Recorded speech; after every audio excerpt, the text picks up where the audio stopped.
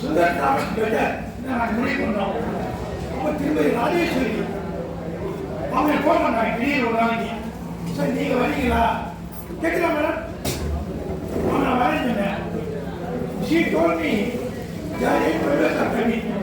So எனக்கு ரொம்ப சந்தோஷம். ஸோ கோயம்புத்தூர் இவ்வளோ பேர் வராங்க.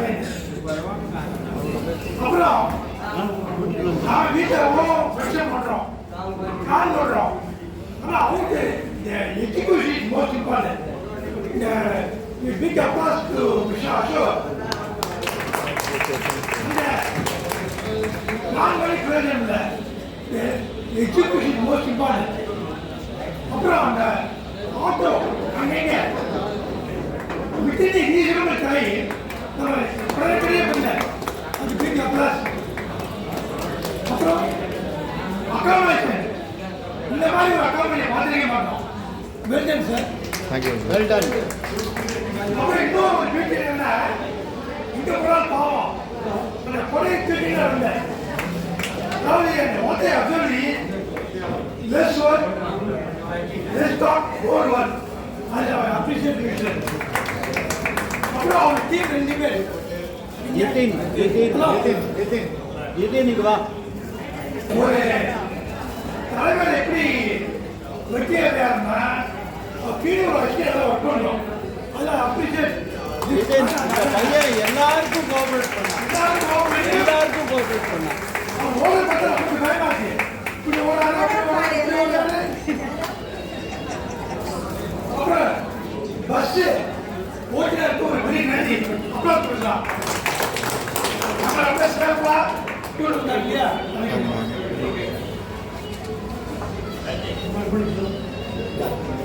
கிச்சன் டீம் இருக்காங்க இல்லையா. அவங்க வந்து பாவம் இவர் வந்து கூட வாட்டர் கொடுத்து அதை கொடுத்து நான் செய்யமாட்டா சொல்லுவாங்க. இது lot weight water. So for that on behalf of them thanks. again my relation. இதை ஒன்றே அவங்க முடிச்சது. வீடு அமைவது, வேலை அமைவது, மனைவி அமைவது நாம் செய்த டெவலப்மெண்ட் என்று பெரியவர்கள் சொல்லியிருக்காங்க.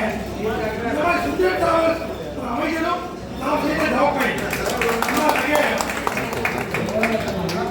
பிஃபோர் டெம்பூர் on my behalf, on their behalf, எல்லாமே இறைவன் திரு அசோக் அவர் டீமுக்கும் நல்ல உடல் ஆரோக்கியத்தையும் இதுபோல என்று சுற்றிருப்பாங்க மக்கள் சேவை செய்வதற்கு அவருடைய பாடம் கொண்டு நான் நிச்சயமாக